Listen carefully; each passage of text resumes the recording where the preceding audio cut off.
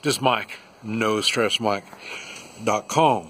You can see, I still got my stuff on from, I just got back from shopping. See, I've been shopping. Been on the motorcycle. And I thought I'd come up here on the roof and kind of share a little bit of my thoughts. I thought this is the first time I've seen them with their laundry out here. But I kind of knew that's what all these lines are for.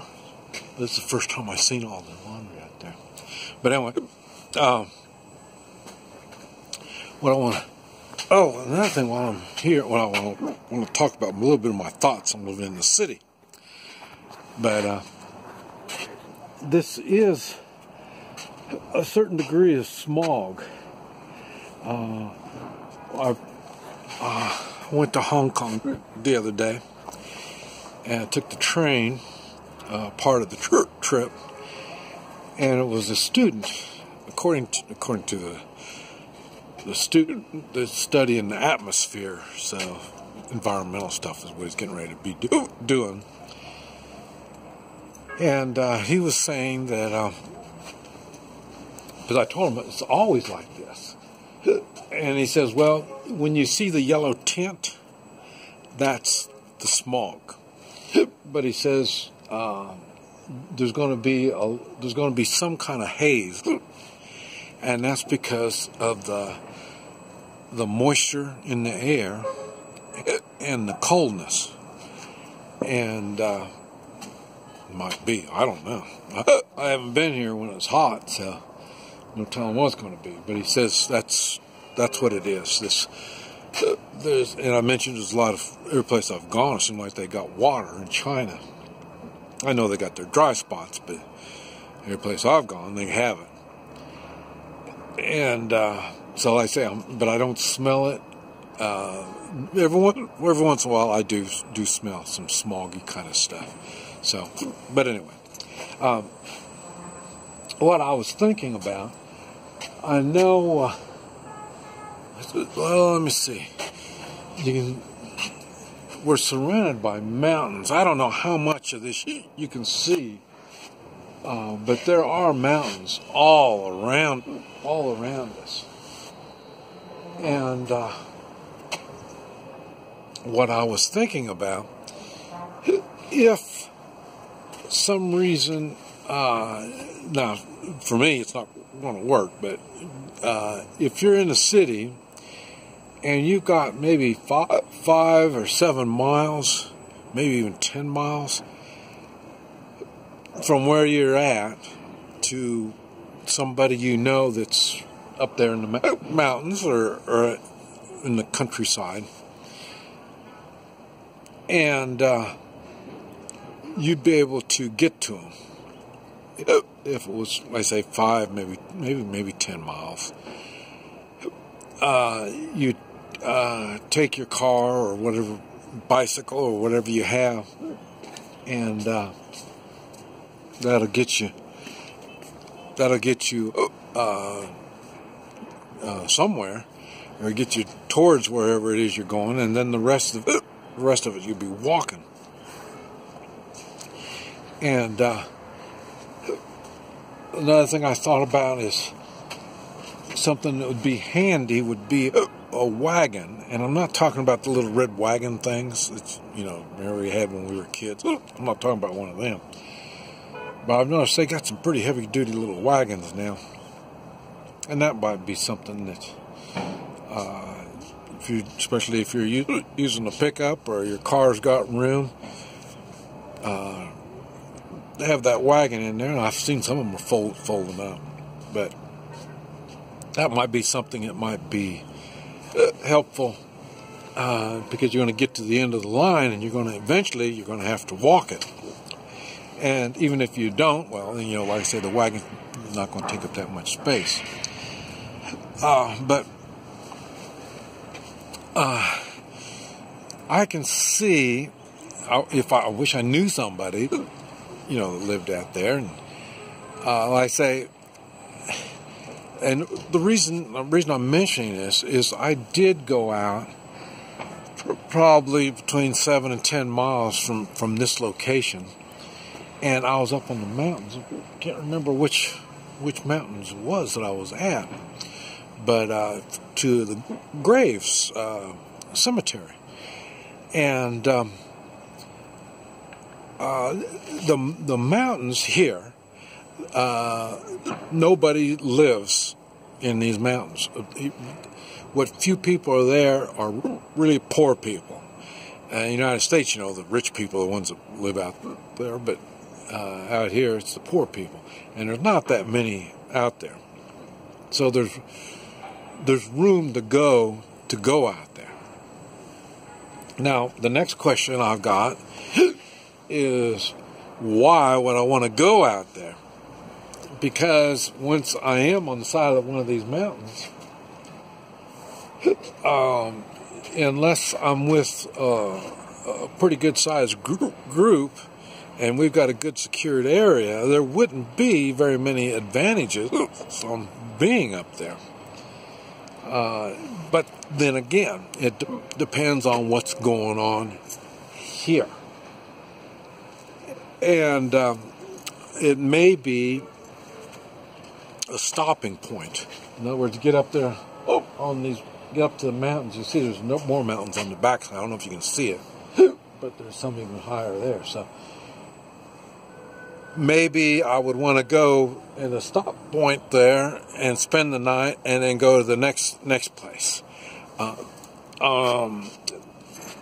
would think there'd be people that would make these rest points out there for a fee.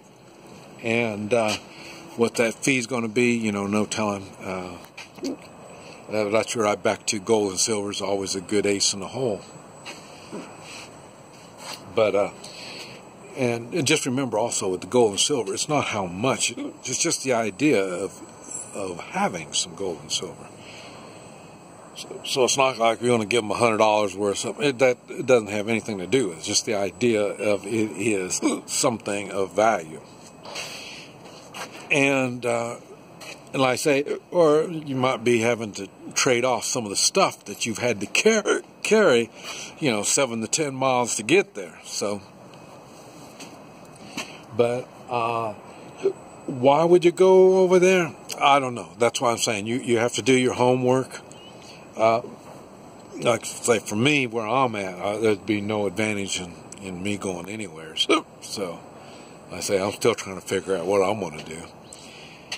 But I say you do need to think about this stuff. I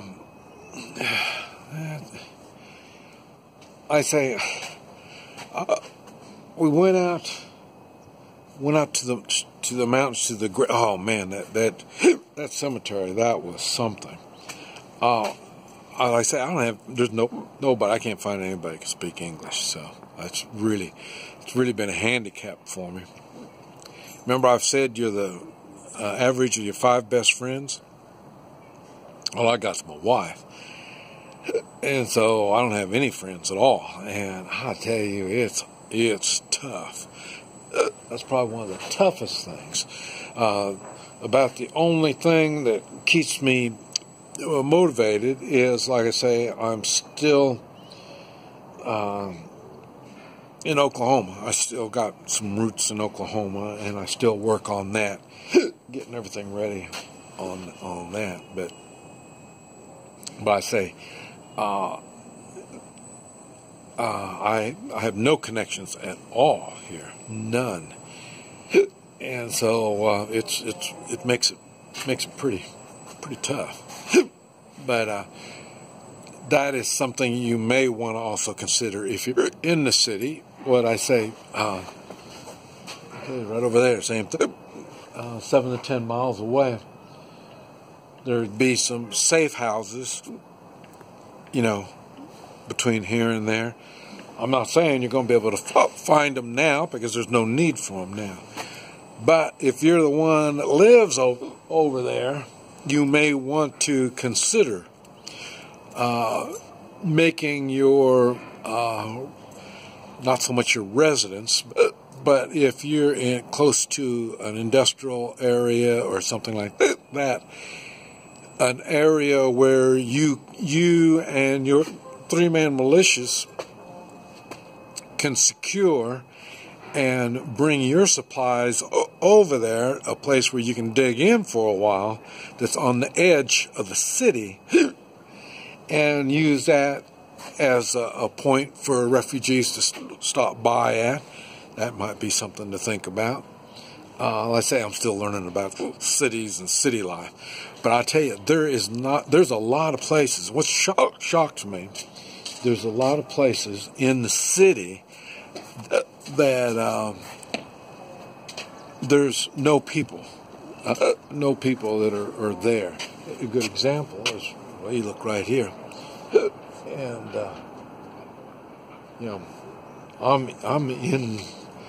I'm not in the middle of the city. That's another thing I learned, is where I'm at, the city, there's a river that separates city. So far, the best I can figure about down the middle. I've been going across the river,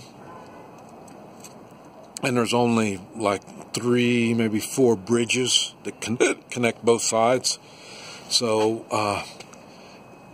you don't really want to be. You're going to have to cross on one of the bridges. So the bridge is going to be under control. That'll probably be under government control there, because that's what I was talking about. Them getting food is a place where they raise bottleneck down where they can get a hold of stuff. But like I say, with the city being divided like that, that's another reason it doesn't seem that big. And I say, I'm on the edge of the city. I don't even know which direction the city goes, but as you can see right here, there's really not a lot of your big buildings, such as those. I don't know if you can see it, but there's big buildings all around us. But like I say, there isn't any over here. So, and there's looks like part of the river. I don't know if that's just a little one leading to it or what, but I'm probably going to have to make a run down there and find out exactly what's over there. But and that's another reason why you need a map. And like I say, I don't have no map. I'm pretty much screwed here. But these are things to think about. But I hope I can help you out a little bit. If for a city person, this is Mike, NoStressMike.com.